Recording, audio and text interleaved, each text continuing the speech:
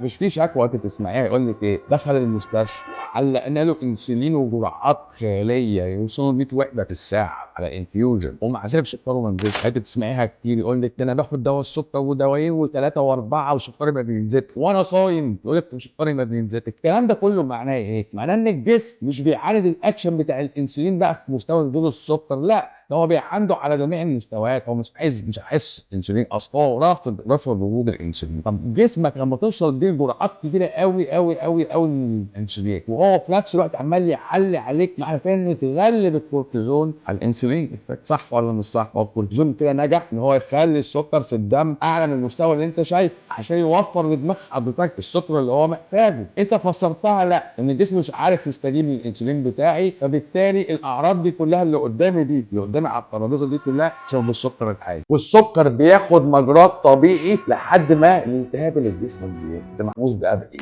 هو محبوس بقى بالتهاب في البنكرياس موافق، لا ده قدم سكري، لا ده احتمال زايده او مراره، يعني في ستريس موجود دلوقتي اللي اتغلب غصب عنك او عشان كده اما انت بتيجي النهارده وقفت لك الانسولين من غير حتى ما تمشي على النظام فجسمك بيبدا ايه؟ ليه؟ لان خلاص استغلت كافه الكورتيزون بس لسه انت ما اديتوش اللي المفروض ياخد. فالكورتيزون هيبقى ليه اكشن اللي هو توفير الجلوكوز على حسابك برضه. فمعنى كده انها الدايره متكامله. قبل تدخل الطبيب معاك هو انت كنت ماشي في سكه خناقه انسولين افكت مع كورتيزول افكت، لا بعد الدكتور ما دخل قال الانسولين كفته ترجع اللي هي بقى لها سنين رجحانه، بقى لها سنين بخلايا الجسم يعافر في توفير الموارد، بقى لها سنين الجسم بيدور على سكره في كل حته مش عارف يطلعه من اسهل مخابئه اللي هي الدهون والنشويات اللي جوه الكبد وجوه العضلات. انت خفيت الحاجات دي من قدامك فدور حاجات بالنسبه لنا احنا ثمينه، بالنسبه لنا احنا حاجات نفيسه. ما ينفعش اكسر عظمي عشان اعرف اكون شويه هيم عشان اعمل هيموجلوبين وانقل عليهم شويه الاكسجين بتوعي.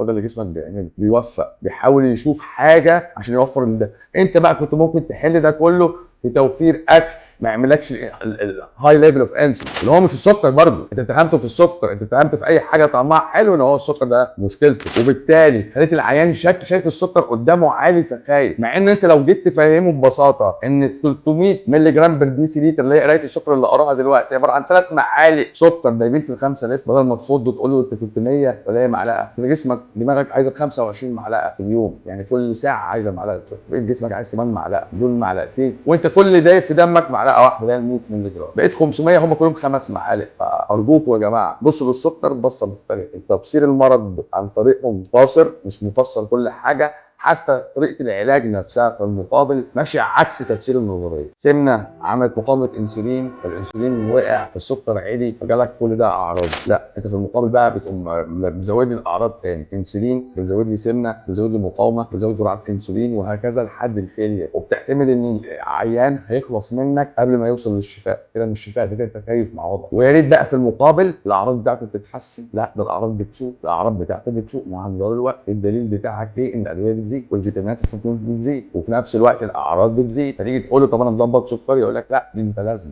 يعني حاجه مالهاش، ده اللي حوالين السكر هيحصل. حتى لو احنا اجلناه لكن حاصل من اضطرابات شبكيه، من مشاكل في وظائف الكلى. يا جماعه الحاجات دي ممكن تحصل من غير ما السكر اصلا كمان يعلى. ما هو في مشكله بقى ان انت في عيانين هو جاي لك بفشل كلوي، مشاكل في نسيج الكلى نفسها، يقول لك بس الحمد لله انا ما عنديش سكر. يا ابني ما انت عندك مشاكل شبه المشاكل الثانيه، ما هي نفس القصه. الايفكت بتاعك بيحصل على مستوى المايكرو فيسلز، على الاوعيه الدقيقه اللي هي باظت صلبت، ودي هيبقى ليها قصه ثانيه بقى.